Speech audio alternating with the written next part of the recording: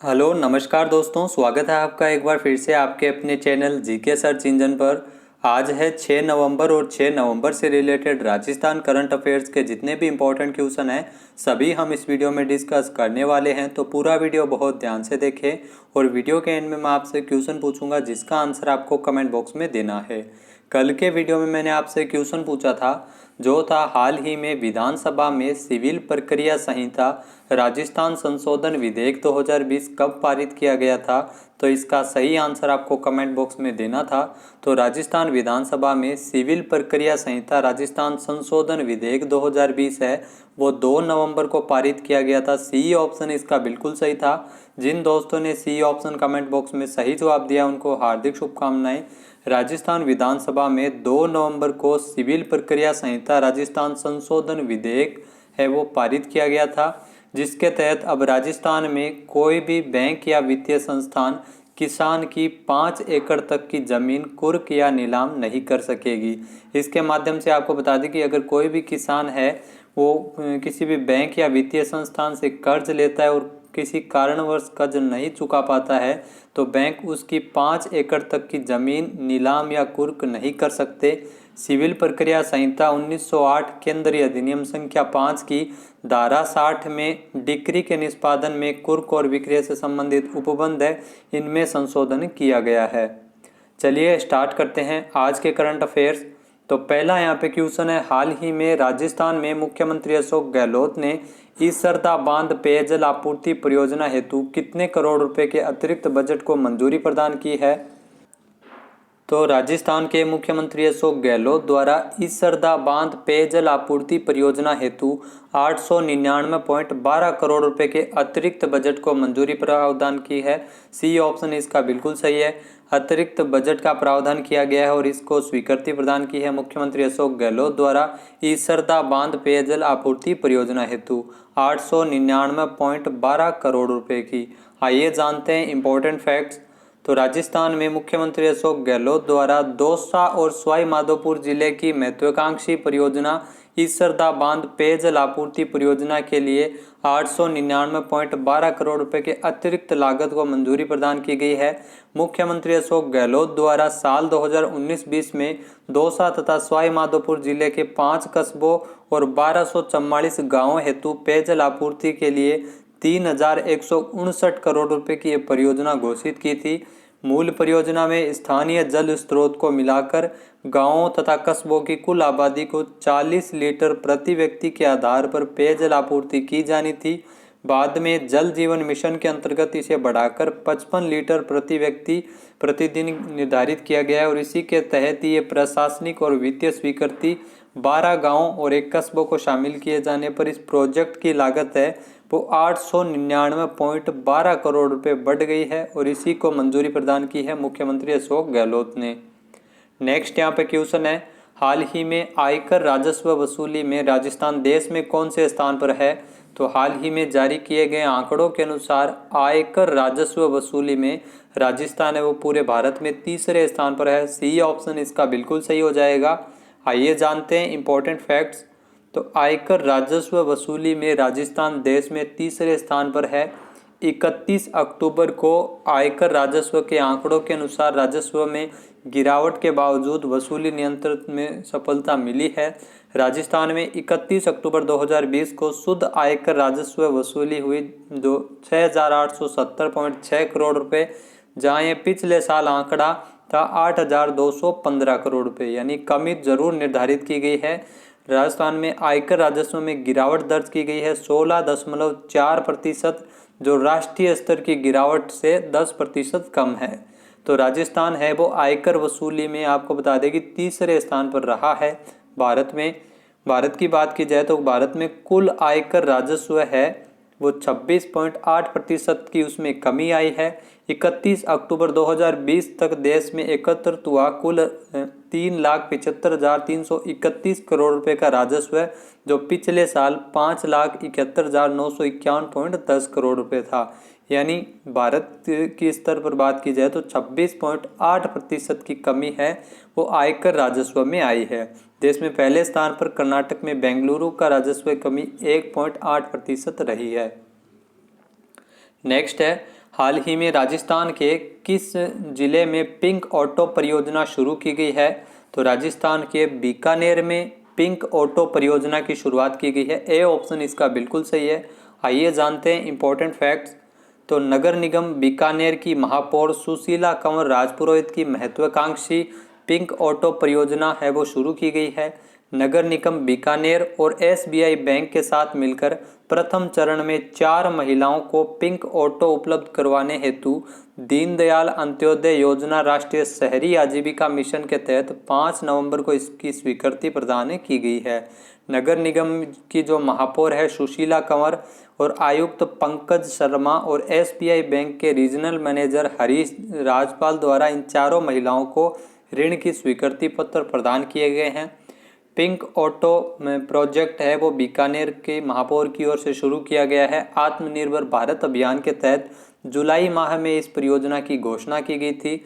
महिला सशक्तिकरण एवं स्वरोजगार को बढ़ावा देने के लिए पिंक ऑटो प्रोजेक्ट के तहत दीनदयाल अंत्योदय योजना और राष्ट्रीय शहरी आजीविका विकास निगम के तहत 2 लाख रुपए तक का ऋण और उस पर ब्याज दर पर अनुदान के साथ उपलब्ध करवाया जाता है। इस योजना के तहत लाभार्थियों को ऋण पर राशि का केवल 7% ही ब्याज देना पड़ेगा। तो इन 4 महिलाओं को पिंक ऑटो के लिए ऋण प्रदान किया गया है। एसबीआई बैंक के सहयोग से ये पिंक ऑटो प्रोजेक्ट है वो बीकानेर में शुरू किया गया है। नेक्स्ट है, राजस्थान के पूर्व चिकित्सा एवं स्वास्थ्य उप मंत्री ललित भाटी का कोरोना वायरस से निधन कब हो गया है? तो राजस्थान के पूर्व चिकित्सा स्वास्थ्य उप मंत्री ललित भाटी का कोरोना वायरस के चलते 4 नवंबर को निधन हो गया है। ए ऑप्शन इसका बिल्कुल सही है। आइए जानते हैं इंपॉर्टेंट फैक्ट्स। तो राजस्थान के पूर्व चिकित्सा एवं स्वास्थ्य उप मंत्री ललित भाटी का 4 नवंबर को कोरोना वायरस के कारण निधन हो गया है। 61 वर्ष की आयु में इनका निधन हुआ है। बात की जाए ललित भाटी की तो पहली बार 1985 में अजमेर के केकड़ी से ये चुनाव जीतकर विधायक बने थे और तत्कालीन कांग्रेस सरकार में शिवचरण माथुर ने इनको चिकित्सा महकमे में उप मंत्री का प्रभार सौंपा था। दिवंगत ललित भाटी अजमेर के सुप्रसिद्ध बीड़ी उद्योगपति रह चुके शंकर भाटी के पुत्र थे। नेक्स्ट यहाँ पे क्वेश्चन है, हाल ही में किस राज्य में 15 अक्टूबर 2020 को पहली बार राजस्व दिवस मनाया गया था? तो पहली बार राजस्व दिवस है वो राजस्थान में मनाया गया था। सी ऑप्शन इसका बिल्कुल सही हो जाएगा। 15 अक्टूबर 2020 को राजस्थान में पहली बार राजस्व दिवस है वो मनाया गया था। आइए जानते हैं इंपॉर्टेंट फैक्ट्स। तो 15 अक्टूबर को आपको बता दें कि 15 अक्टूबर 1955 को राजस्थान काश्तकारी अधिनियम लागू हुआ था और इसी को देखते हुए राजस्थान सरकार द्वारा हर साल राजस्व दिवस के रूप में 15 अक्टूबर को मनाए जाने की घोषणा की थी और पहली बार राजस्व दिवस वो 15 अक्टूबर 2020 को मनाया गया था। राजस्थान के किसानों को सामान्य कामकाज के लिए राजस्व विभाग के दफ्तर नहीं लगाने पड़े। इसके लिए प्रदेश में राजस्व विभाग की योजनाओं को ऑनलाइन भी किया गया है। राजस्व दिवस के दिन उत्कृष्ट काम करने वाले राजस्व विभाग के अधिकारियों कर्मचारियों को सम्मानित भी किया गया था और साथ ही साथ मुख्यमंत्री अशोक गहलोत ने कृषि ऋण रहन पोर्टल को भी लॉन्च किया था। राजस्व मंत्री है हरीश चौधरी। नेक्स्ट यहाँ पे क्वेश्चन है, राजस्थान राज्य निर्वाचन आयोग का गठन कब किया गया था? तो राजस्थान राज्य निर्वाचन आयोग का गठन जुलाई 1994 में किया गया था। बी ऑप्शन इसका बिल्कुल सही है। आइए जानते हैं इंपॉर्टेंट फैक्ट्स। तो राजस्थान राज्य निर्वाचन आयोग जो राजस्थान के संविधान के अनुच्छेद 243 के तहत जुलाई 1994 में शामिल किया गया था। राज्य निर्वाचन आयुक्त पर्यवेक्षित एकमात्र सदस्य आयोग है जिसमें एक सचिव है और इसमें मुख्य निर्वाचन अधिकारी के रूप में भी नियुक्ति की जाती है। यह एक संवैधानिक निकाय है जो राज्य में पंचायती राज शहरी निकायों के चुनाव एवं निष्पक्ष समय समय पर करवाने हेतु राज्य चुनाव आयोग का गठन किया गया है। प्रथम निर्वाचन आयुक्त भी आपको ध्यान रखना है, श्री अमर सिंह राठौड़ है वो प्रथम निर्वाचन आयुक्त बने थे राजस्थान में। राज्य निर्वाचन आयुक्त का कार्य ग्रहण की तिथि से लेकर 5 वर्ष या 65 वर्ष तक की आयु जो भी पहले होता है वो कार्यावधि होती है। और मुख्यालय बात की जाए तो राज्य निर्वाचन आयोग का जो मुख्यालय है वो जयपुर में स्थित है। राज्य निर्वाचन आयोग के मुख्य चुनाव आयुक्त है PS मेहरा और 1995 बैच के आईएएस अधिकारी प्रवीण कुमार गुप्ता को राज्य निर्वाचन विभाग का मुख्य निर्वाचन अधिकारी सीईओ बनाया गया था। नेक्स्ट यहाँ पे क्वेश्चन है, हाल ही में 15 अगस्त 2020 को प्रधानमंत्री नरेंद्र मोदी जी द्वारा घोषित प्रोजेक्ट लॉयन में राजस्थान के किस लॉयन पुनर्वास स्थल को शामिल किया गया है? तो प्रोजेक्ट लॉयन के अंतर्गत 15 अगस्त को आपको बता दें कि पीएम मोदी ने इसकी घोषणा की थी प्रोजेक्ट लॉयन की, और इसमें राजस्थान के सीता माता वन्य जीव अभयारण्य, मुकुंदरा हिल्स टाइगर रिजर्व और कुंभलगढ़ वन्य जीव अभयारण्य को शामिल किया है। डी ऑप्शन इसका बिल्कुल सही हो जाएगा। तो डी ऑप्शन इसका बिल्कुल सही है। इन तीनों अभयारण्यों को और मुकुंदरा हिल्स टाइगर रिजर्व को शामिल किया गया है प्रोजेक्ट लॉयन में। आइए जानते हैं इंपॉर्टेंट फैक्ट्स। तो 15 अगस्त 2020 को प्रधानमंत्री नरेंद्र मोदी जी द्वारा एशियाई शेर के संरक्षण हेतु ये प्रोजेक्ट लॉयन शुरू किया गया था, जिसकी आपको बता दें कि अंतिम शेष जंगली आबादी गुजरात के एशियाई लॉयन लैंडस्केप में है। प्रोजेक्ट लॉयन के जरिए आवास विकास को बढ़ावा मिलेगा और लॉयन प्रबंधन में आधुनिक तकनीकों का प्रयोग किया जाएगा। उन्नत विश्वव्यापी अनुसंधान एवं पशु चिकित्सा देखभाल के माध्यम से लायन और उससे जुड़ी प्रजातियों, बीमारियों से संबंधित मुद्दों को भी संबोधित करेगी। ये परियोजना मानव वन्य जीव संघर्ष को भी संबोधित करेगी, जिसमें शेर के परिदृश्य के आसपास क्षेत्रों में रहने वाले स्थानीय समुदायों को शामिल किया जाएगा और आजीविका के अवसर भी प्रदान किए जाएंगे। प्रोजेक्ट लॉयन के तहत कूनो पालपुर वन्य जीव अभयारण्य के अलावा 6 पुनर्वास स्थलों की भी पहचान की गई है। वो 6 पुनर्वास स्थल जिनमें राजस्थान के सीता माता वन्य जीव अभयारण्य, मुकुंदरा हिल्स टाइगर रिजर्व और कुंभलगढ़ वन्य जीव अभयारण्य शामिल है। इसके अलावा माधव राष्ट्रीय उद्यान मध्य प्रदेश को भी, गांधी सागर वन्य जीव अभयारण्य मध्य प्रदेश और जैसोल बलराम अंबाजी वन्य जीव अभयारण्य जो गुजरात को भी शामिल किया गया है। केंद्र सरकार की ओर से 97.85 करोड़ रुपए के बजटीय योगदान के साथ एशियाई शेर संरक्षण परियोजना शुरू की गई थी। नेक्स्ट यहाँ पे क्वेश्चन है, हाल ही में किस भारतीय क्रिकेटर को कर्नाटक सरकार द्वारा एकलव्य पुरस्कार से नवाजा गया है? तो हाल ही में भारतीय क्रिकेटर केएल राहुल को कर्नाटक सरकार की ओर से एकलव्य पुरस्कार से सम्मानित किया गया है। बी ऑप्शन इसका बिल्कुल सही है। आइए जानते हैं इंपॉर्टेंट फैक्ट्स। तो भारतीय क्रिकेटर केएल राहुल को कर्नाटक सरकार की ओर से एकलव्य पुरस्कार से नवाजा गया है। केएल राहुल को भारतीय क्रिकेट टीम जो विकेट कीपर बल्लेबाज है और आईपीएल में किंग्स 11 पंजाब की तरफ से ये खेलते हैं। कर्नाटक राज्य द्वारा आपको बता दें कि खेल में उत्कृष्ट प्रदर्शन के लिए एकलव्य पुरस्कार दिया जाता है। भारतीय महिला क्रिकेट टीम के बल्लेबाज और ऑलराउंडर वेदा कृष्णमूर्ति को भी ये एकलव्य पुरस्कार दिया गया है। तो भारतीय क्रिकेट टीम के जो बल्लेबाज है केएल राहुल, जिनको कर्नाटक सरकार की ओर से एकलव्य पुरस्कार से सम्मानित किया गया है। नेक्स्ट यहाँ पे क्वेश्चन है, हाल ही में भारत के किस राज्य में अत्यंत दुर्लभ ब्लैक टाइगर को देखा गया है? तो हाल ही में भारत के ओडिशा में अत्यंत दुर्लभ ब्लैक टाइगर को देखा गया है। सी ऑप्शन इसका बिल्कुल सही है। आइए जानते हैं इंपॉर्टेंट फैक्ट्स। तो ओडिशा में एक अत्यंत दुर्लभ काले बाघ को देखा गया है, जिसका औपचारिक नाम मेलान्स्टिक टाइगर है। ये एक दुर्लभ प्रजाति का जानवर है जो केवल ओडिशा में ही पाया जाता है।